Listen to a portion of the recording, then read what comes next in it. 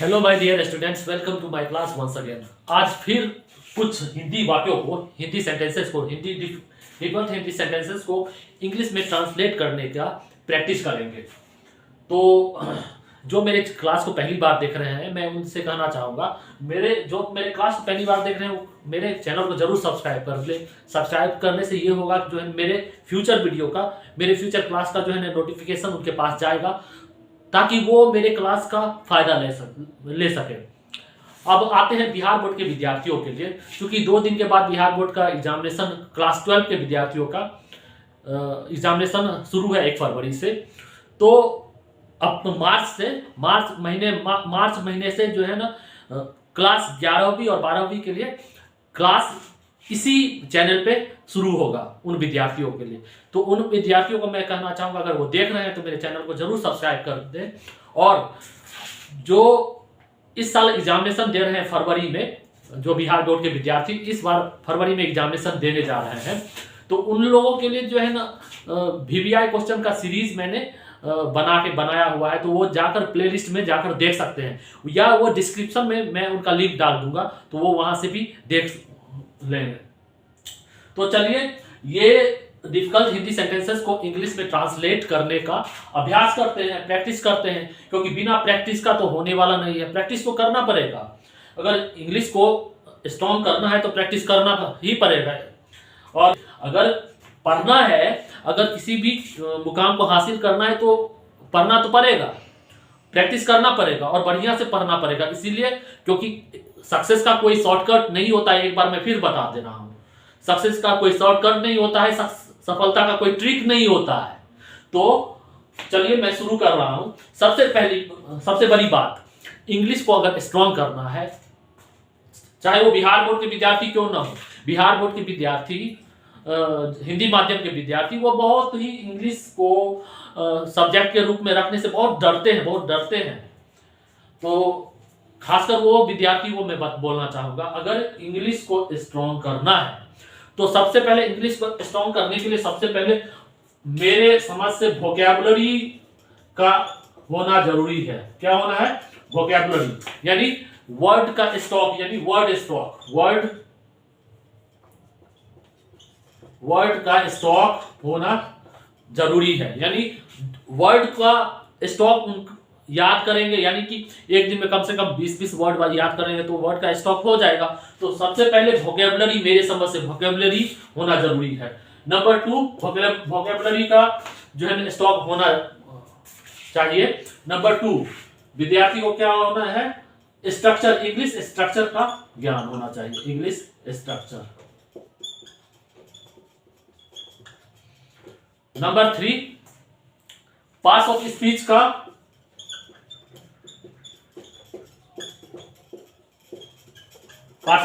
के बारे में जानकारी होनी है चाहिए। फिर आर्टिकल, ये सारी बातें, ये सारा स्टूडेंट को इस पर वर्क करना ही पड़ेगा। वोकैबुलरी पे, इंग्लिश स्ट्रक्चर पर, पार्ट्स ऑफ स्पीच पे, आर्टिकल्स पे। आगे के क्लास में बताऊंगा पार्ट्स ऑफ स्पीच का इंग्लिश सेंटेंस के फॉर्मेशन में जो यूज होता है, पार्ट्स ऑफ स्पीच का ही यूज होता है, तो वो मैं आगे का क्लास में बताऊंगा। फिर आर्टिकल्स, उसके बाद आता है रीडिंग, राइटिंग, लिसनिंग, फिर उसके बाद आता है स्पीकिंग। सबसे पहले वोकैबुलरी पर वर्क करना पड़ेगा, यानी कि वर्ड स्टॉक करना होगा। इंग्लिश स्ट्रक्चर, यानी इंग्लिश स्ट्रक्चर क्या है? इंग्लिश स्ट्रक्चर की मदद से जो है हिंदी सेंटेंसेस को इंग्लिश में ट्रांसलेट कर सकते हैं। तो इंग्लिश स्ट्रक्चर का तो अहम रोल है, ये तो पिलर है English structure. Number 3, parts of speech. Number 4, articles. उसके बाद ये चारों पर अगर महारत अगर हासिल हो जाए, उसके बाद रीडिंग है, राइटिंग है, लिसनिंग है, उसके बाद स्पीकिंग है। तो इस पर वर्क करना पड़ेगा।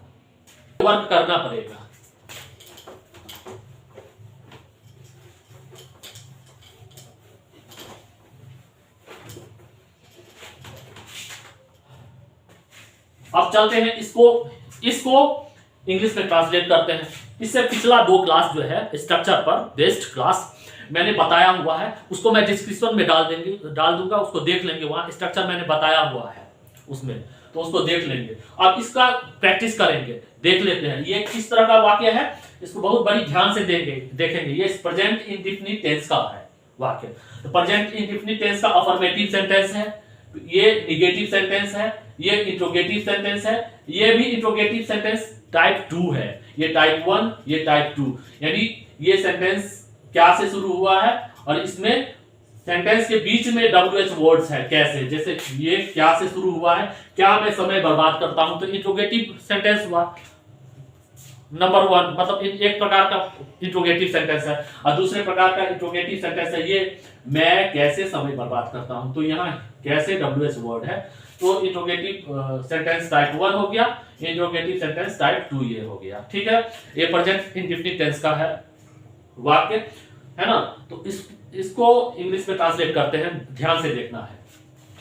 जैसे मैं समय बर्बाद करता हूं, अफर्मेटिव सेंटेंस में है, तो मैं समय का बर्बाद करता हूं, तो यहां सब्जेक्ट है मैं, सब्जेक्ट है तो आई, वर्ब क्या है, वर्ब क्या है, समय बर्बाद करना, वर्ब क्या है, बर्बाद करना, तो आई वेस्ट टाइम, ऑब्जेक्ट क्या है, टाइम, राइट।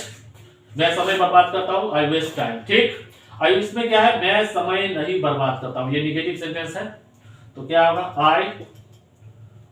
आई है तो इसके डोंट होगा या डू नॉट होगा, आई do not, right.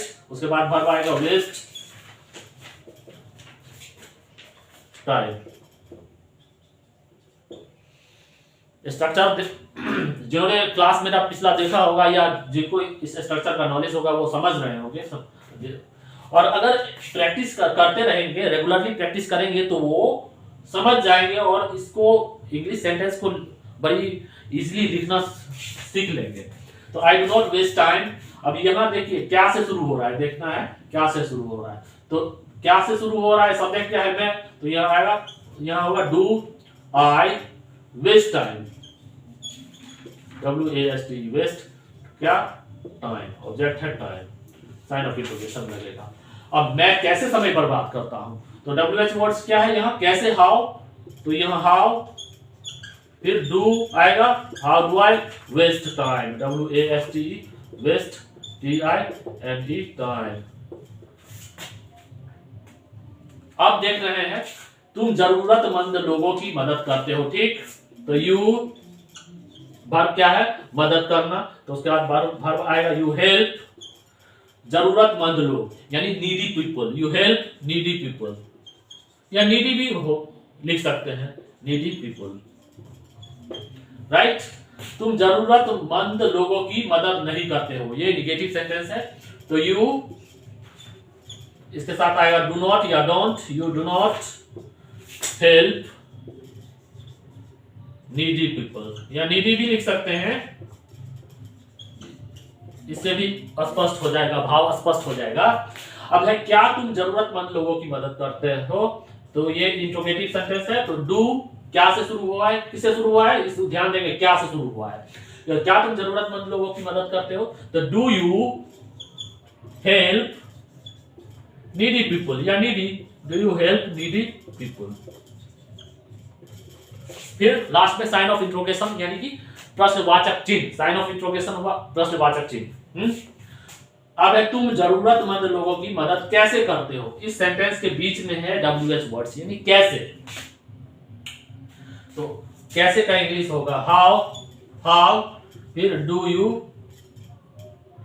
How do you help needy people, या needy, how do you help needy people, right.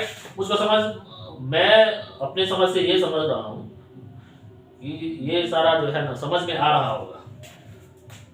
Raman अंग्रेजी अच्छी बोलता है, ठीक। अब देखिए, देखेंगे रमन, इसके बाद वर्ब है बोलना, स्पीक, रमन स्पीक, इसमें क्या लगेगा, इसमें इस वर्ब में एस लग जाएगा, क्योंकि ये सिंगुलर है तो वर्ब भी होना चाहिए सिंगुलर, यानी वर्ब का 5वां रूप होगा स्पीक्स, रमन है इसीलिए वर्ब स्पीक्स होगा। रमन स्पीक्स यानी रमन सिंगुलर है, वर्ब भी सिंगुलर होना चाहिए। वर्ब को सिंगुलर बनाने के लिए क्या करते हैं, उसमें एस या ईएस जोड़ते हैं। तो Raman speaks English, Raman speaks English well, right. Well means अच्छा, अच्छा बोलना। तो रमन अंग्रेजी अच्छा नहीं बोलता है, तो रमन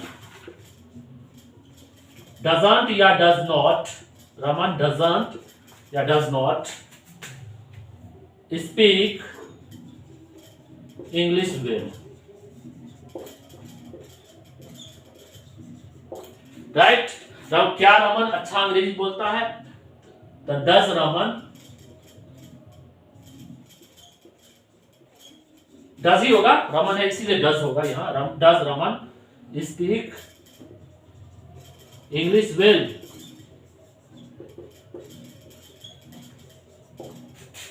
इसके बाद लास्ट में साइन ऑफ इंट्रोगेशन, रमन अंग्रेजी अच्छा कैसे बोलता है, तो हाउ डज रमन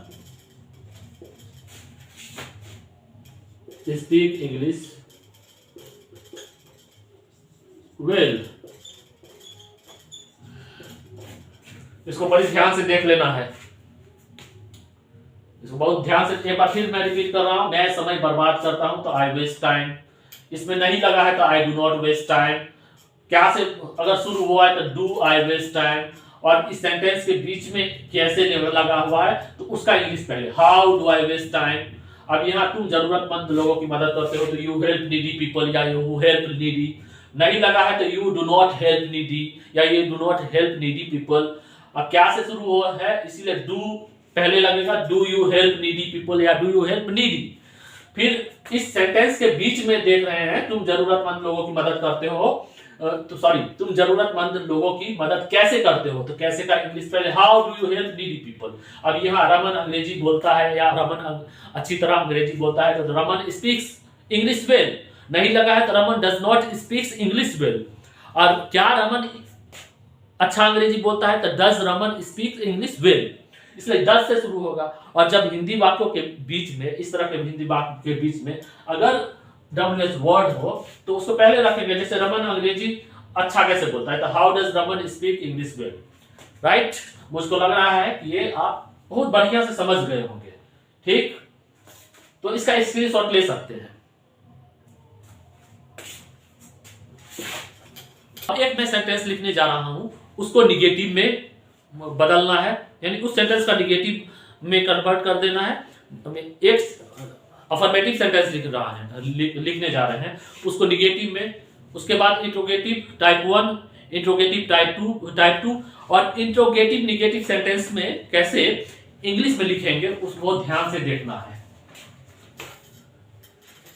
जैसे रमन तुम्हारी सहायता कैसे से करता है,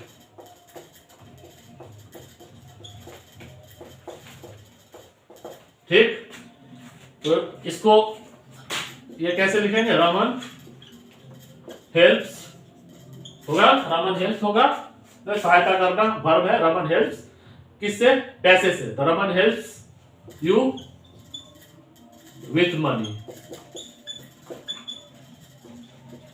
ये होगा ना, Raman helps you with money यानी पैसे से, विथ मनी। इसको निगेटिव में कैसे होगा, कैसे बनेगा ये, रमन है तो इसके साथ डज नॉट लगेगा, Raman does not help you with money,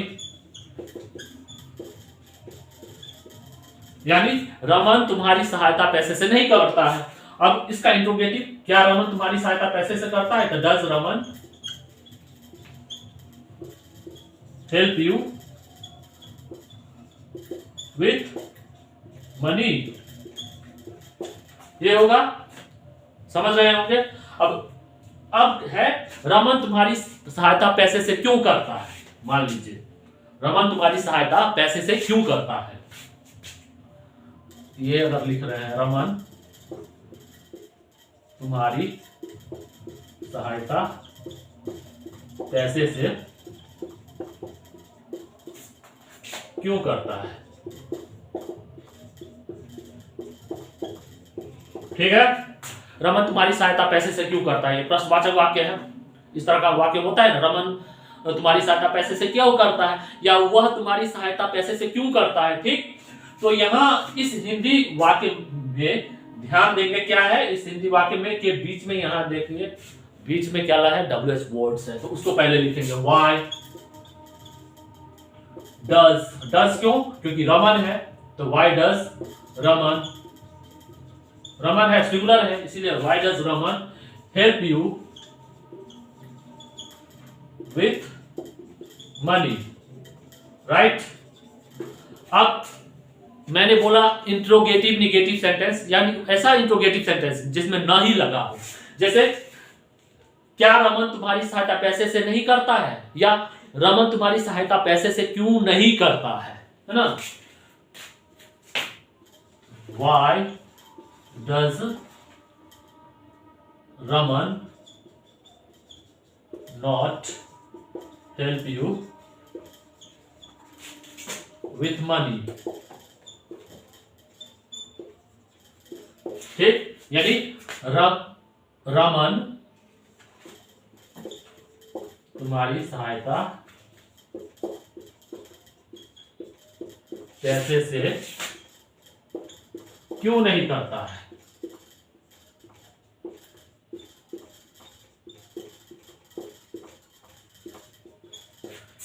अब इसको एक दूसरे तरह से भी बना सकते हैं, जैसे यहां है ना वाई डज रमन नॉट, तो वाई डजंट रमन ऐसे भी बना सकते हैं, why doesn't Raman, why doesn't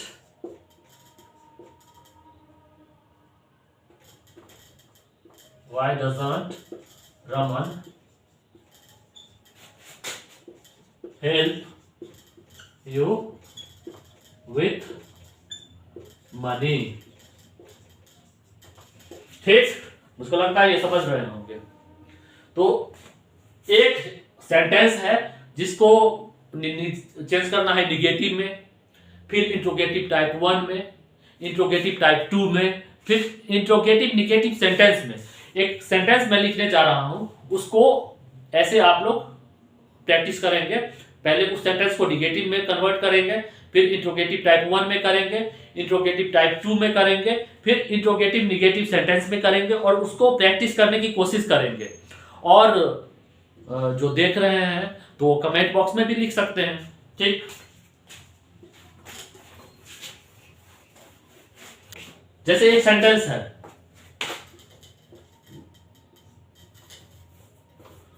वह दूसरों पर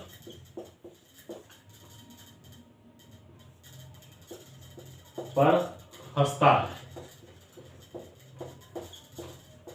तो इसका निगेटिव होगा वह दूसरों पर नहीं हंसता है। इंट्रोगेटिव है वह दूसरे पर क्यों हंसता है, और क्या वह दूसरे पर हंसता है, और वह दूसरे पर क्यों नहीं हंसता है या कैसे हंसता है, ठीक है। तो वह दूसरों पर हंसता है, इसको बता देते हैं, he laughs at others या at others, वह दूसरों पर हंसता है, ठीक। इसको निगेटिव में बनाएंगे इंट्रोगेटिव टाइप 1 में, यानी जो वाक्य क्या से शुरू हो, इंट्रोगेटिव टाइप 2 यानी जिस वाक्य के बीच में कब क्यों कहां कैसे क्या इत्यादि लगा रहे, और इंट्रोगेटिव निगेटिव सेंटेंस यानी वह इंट्रोगेटिव सेंटेंस जिसमें नहीं लगा हो। तो उम्मीद है जो मेरे क्लास को देख रहे हैं उसको बहुत बढ़िया से समझ में आया होगा, और बहुत वो लोग इंटरेस्ट, जो हिंदी माध्यम के विद्यार्थी हैं, हिंदी माध्यम के स्टूडेंट्स जो हैं, बहुत ही इंटरेस्टेड रहते हैं हिंदी सेंटेंसेस को इंग्लिश में कन्वर्ट करने के लिए। तो वो मेरे क्लास को रेगुलर देखते रहें, मुझको फॉलो करते रहें, और मेरे चैनल को जरूर सब्सक्राइब कर दें, ताकि ऐसे ही इंटरेस्टिंग क्लास मैं रेगुलरली लेके आऊँ। धन्यवाद।